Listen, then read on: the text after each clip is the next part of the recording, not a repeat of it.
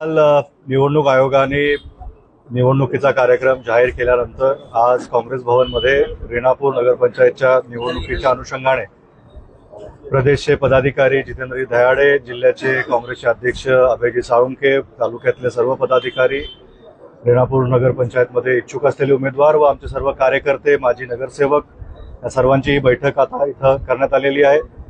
निवडणुकीमध्ये काँग्रेसला घवघवीत यश मिळवण्यासाठी ही सगळी टीम सज्ज झालेली आहे।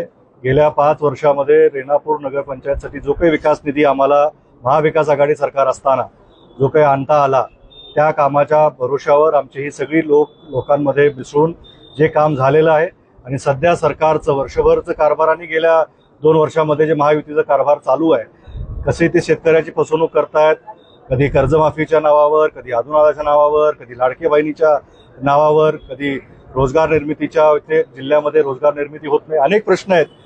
रेणापूरमध्ये नगरपंचायतीमध्ये पाणी पुरवठ्याची योजना जी आम्ही आमच्या काळामध्ये मंजूर केली होती, अजून त्याचं काम सुरू झालं नाही। काही त्याच्यामध्ये भ्रष्टाचार झाला असं देखील आता इथं काही बोलण्यात आलेलं आहे, त्याच्यावर देखील चौकशी व्हावी आणि येणाऱ्या काळामध्ये नगरपंचायतीसाठी जी काही कामाची यादी असेल, म्हणजे रेणुका देवी मातेचं मंदिर असेल, रस्त्यांची कामं होती, ही सगळी कामं महाविकास आघाडी सरकारच्या काळामध्ये आम्ही त्यावेळेस करून घेतली। त्याच्या वर्क ऑर्डर त्यावेळेस झाल्या, त्याचे कामं पूर्ण झालेत। लोकार्पण सोहळा करण्यामध्ये देखील विरोधी पक्षाला यश तेवढंच मिळालं की पोस्टर लावून त्यांनी त्या काम केलेल्या कामावर स्वतःचे पोस्टर लावून लोकांमध्ये एक वेगळा संभ्रम निर्माण करण्याचा केविलवाना प्रकार तिथे केला।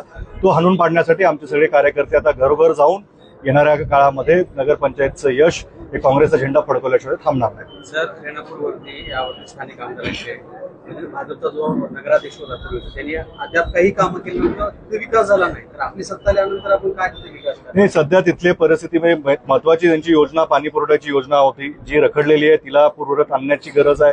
आणि येणाऱ्या काळामध्ये जे तिथले रस्त्याची कामं, नालीची कामं, प्रत्येक वॉर्डामध्ये आमच्या कार्यकर्त्यांनी एक आराखडा तयार केला की प्रत्येक स्थानिक निवडणूक असल्यामुळं प्रत्येक वॉर्डामध्ये तिथल्या स्थानिक लोकांना जे अभिप्रेत आहे ते काम येणाऱ्या काळामध्ये नगरपंचायतच्या अध्यक्षाच्या माध्यमातून आणि सरकारच्या माध्यमातून आम्हाला योजना तिथं राबवून करून घ्यायचं आहे। ही निवडणूक आपण स्वबळावरती लढवणार आहात? सध्या महाविकास आघाडी सरकारच्या माध्यमातून आम्ही जे युती केलेली आहे तोच वातावरण आहे। त्या पद्धतीनं जे आम्हाला पक्षश्रेष्ठी आदेश करतील त्या पद्धतीची आमची तयारी चालू आहे।